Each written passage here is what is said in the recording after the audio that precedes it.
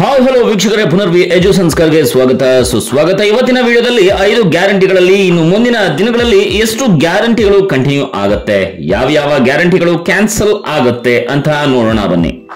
ಜೊತೆಗೆ ಹೊಸದಾಗಿ ನೀವು ನಮ್ಮ ಚಾನಲ್ಗೆ ಭೇಟಿಯನ್ನ ಕೊಟ್ಟಿದ್ರೆ ಇನ್ನು ಕೂಡ ನಮ್ಮ ಚಾನಲ್ ಅನ್ನ ಸಬ್ಸ್ಕ್ರೈಬ್ ಮಾಡ್ಕೊಂಡಿಲ್ಲ ಅಂದ್ರೆ ಆದಷ್ಟು ಬೇಗ ಸಬ್ಸ್ಕ್ರೈಬ್ ಮಾಡ್ಕೊಳ್ಳಿ. ಗವರ್ಮೆಂಟ್ ಅಪ್ಡೇಟ್ಸ್ ಗಳನ್ನ ಪಡ್ಕೊಳ್ಳಿ, ಸ್ಕಾಲರ್ಶಿಪ್ ಅಪ್ಡೇಟ್ಸ್ ಗಳನ್ನ ಪಡ್ಕೊಳ್ತಾ ಹೋಗಿ.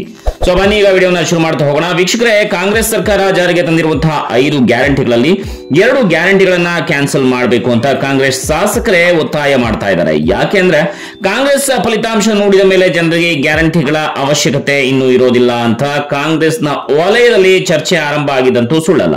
ಹಾಗಿದ್ರೆ ಯಾವ ಯೋಜನೆ ಬಂದಾಗ್ತಾ ಇದೆ ಅಂತ ತಿಳ್ಕೊಳ್ತಾ ಹೋಗೋಣ.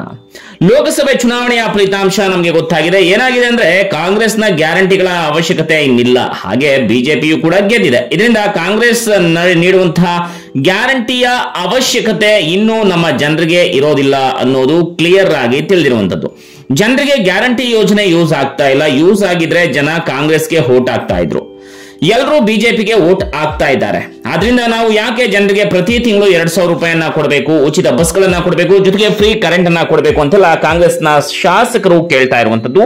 ಇದರಿಂದಾಗಿ ಮುಖ್ಯಮಂತ್ರಿ ಸಿದ್ದರಾಮಯ್ಯ ಅವರು 2 ಗ್ಯಾರಂಟಿಗಳನ್ನ ಕೈ ಬಿಡ್ತಾ ಇರುವಂತದ್ದು. ಅದರಲ್ಲಿ ಮೊದಲನೇದು ಯಾವ್ದಪ್ಪ ಅಂತಂದ್ರೆ ಉಚಿತ ಬಸ್ ಪ್ರಯಾಣ. ಮಹಿಳೆಯರಿಗೆ ಏನ್ ಕೊಡ್ತಾ ಇದ್ರು ಉಚಿತ ಬಸ್ ಪ್ರಯಾಣ, ಅದನ್ನ ಕೈ ಬಿಡ್ತಾ ಇರುವಂತದ್ದು. ಜೊತೆಗೆ ಪ್ರತಿನಿತ್ಯ ಮಹಿಳೆಯರು ಉಚಿತ ಬಸ್ ಪ್ರಯಾಣ ಮಾಡ್ತಾ ಇದ್ರು. ಅದೇ ರೀತಿಯಾಗಿ ಈ ಒಂದು ಪ್ರಯಾಣವು ಕೂಡ ಬಂದಾಗುವಂತಹ ಸಾಧ್ಯತೆ ಇದೆ. ಅಂದ್ರೆ ಈ ಒಂದು ಗ್ಯಾರಂಟಿ ಯೋಜನೆ ಬಂದಾಗುವಂತಹ ಸಾಧ್ಯತೆಗಳು ಇದೆ.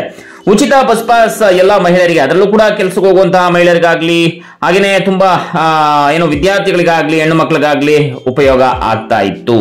ಈ ಯೋಜನೆಯನ್ನ ಬಂದ್ ಮಾಡಬೇಕು ಅಂತ ಶಾಸಕರು ಹೇಳ್ತಾ ಇದ್ರೆ, ಈ ಯೋಜನೆ ಬಂದಾಗೋದ್ರಿಂದ ಕೆಲವ್ರಿಗಂತೂ ಖುಷಿ, ಮತ್ತೆ ಕೆಲವರಿಗೆ ಬೇಜಾರಾಗುತ್ತೆ. ಯಾಕಪ್ಪ ಅಂತಂದ್ರೆ ಕಾಲೇಜ್ಗೆ ಹೋಗುವಂತಹ ವಿದ್ಯಾರ್ಥಿಗಳಿಗೆ ಮತ್ತೆ ಪುರುಷರಿಗೆ ತೊಂದರೆ ಆಗ್ತಾ ಇತ್ತು.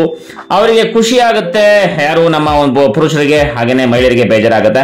ಶಕ್ತಿ ಯೋಜನೆ ಮೇಲೆ ಇವರೆಲ್ಲ ಕಂಪ್ಲೇಂಟ್ ಕೂಡ ಮಾಡ್ತಾ ಇದ್ರು. ಈ ಯೋಜನೆ ಇನ್ನೇನೋ ಬಂದ್ ಆಗ್ತಾ ಇದೆ, ಬಂದ್ ಮಾಡಿ ಅಂತ ಶಾಸಕರು ಕೂಡ ಒತ್ತಾಯ ಮಾಡ್ತಾ ಇದ್ರೆ. ಇನ್ನು ಎರಡನೇದು 2,000 ರೂಪಾಯಿ ಗೃಹಲಕ್ಷ್ಮಿ ಯೋಜನೆ. ಕಾಂಗ್ರೆಸ್ನ ಲೆಕ್ಕಾಚಾರದಂತೆ ಏನೂ ಆಗ್ಲಿಲ್ಲ, ಆದ್ರೆ ಮಹಿಳೆಯರು ಎಲ್ಲರೂ ವೋಟ್ ಹಾಕಿದ್ರೆ ನಾವು ಗೆಲ್ಬೋದಿತ್ತು ಅಂತ ಅನ್ಕೊಂಡಿದ್ರು. ಆದ್ರೆ ಎಲ್ಲಾ ಮಹಿಳೆಯರು ಕಾಂಗ್ರೆಸ್ಗೆ ವೋಟ್ ಹಾಕಿಲ್ಲ ಅಂತ ಕೂಡ ಚರ್ಚೆಗಳು ನಡೀತಾ ಇದೆ.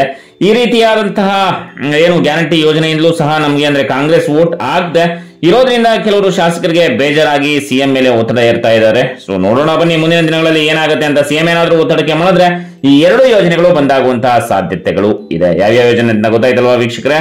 ಒಂದು ಉಚಿತ ಬಸ್ ಪ್ರಯಾಣ ಯೋಜನೆ, ಸೊ ಮತ್ತೊಂದು ಗೃಹಲಕ್ಷ್ಮಿ ಯೋಜನೆ ಬಂದಾಗುವಂತಹ ಸಾಧ್ಯತೆಗಳಿದೆ ಅಂತ ಹೇಳಲಾಗ್ತಾ ಇದೆ. ಸೊ ಬಂದ್ ಆಗ್ಬೇಕಾ ಅಥವಾ ಬೇಡ ಅನ್ನೋದನ್ನ ನಿಮ್ಮ ಅನಿಸಿಕೆ ಅಭಿಪ್ರಾಯಗಳನ್ನ ಕಮೆಂಟ್ ಸೆಕ್ಷನ್ ಅಲ್ಲಿ ಕಮೆಂಟ್ ಮಾಡಿ. ಮತ್ತೆ ಮುಂದಿನ ವಿಡಿಯೋದಲ್ಲಿ ಸಿಗೋಣ. ಅಲ್ಲಿವರೆಗೂ ನಮಸ್ಕಾರ.